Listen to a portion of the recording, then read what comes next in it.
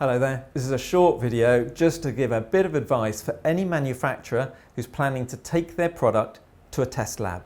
And that could be an electronic product for the EMC lab or a radio enabled product which is going to go for EMC and radio. Of course safety too.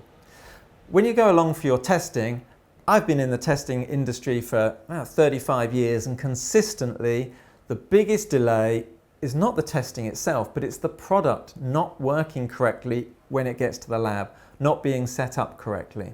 And so it's really important for the manufacturer, if you really want your testing to run as efficiently as possible, to understand how your product is going to be operated. When you're doing EMC testing, the testing itself runs often a bit automated. In fact, the critical thing with EMC testing is that the manufacturer or the test lab are able to monitor the product and check that it works. So there needs to be some process in place whereby your product is used and people are able to check that it continues to be used. So if it's Wi-Fi or Bluetooth, maybe it needs to pass some data. If it's a laptop or a printer, it needs to run some sort of process and people need to be able to watch it. If you've got a radio enabled product, it's not simply a case of turning the product on and saying, there, test the radio. Unfortunately, the test standards are written in a way where it has to be set into selected modes. For example, Bluetooth, typical classic Bluetooth, hops over 79 channels all the time. It's hopping around. You may be unaware of it, but that's what it's doing.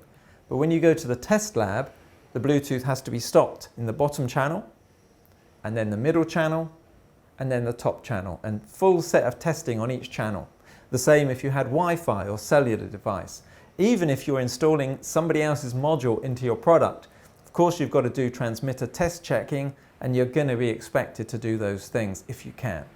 So when you're sending your radio product to the test lab, make sure you know how to set your product into these test modes. And if you can't do that, contact the lab before you go for the testing and explain to them, because maybe the lab has a test set that can communicate with your product and force your product into those modes. So you want to make sure that the lab has that test set on the site ready for testing, because they might be expecting you to arrive with your product already set up. Finally, an interesting top tip, which is perhaps a reflection of how people are testing these days.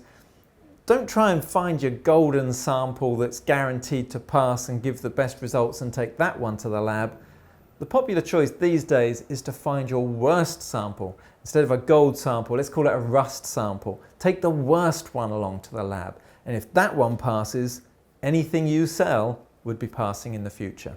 All right, good luck at the lab and reach out to us before you get to the lab if you have any questions or concerns. Thank you.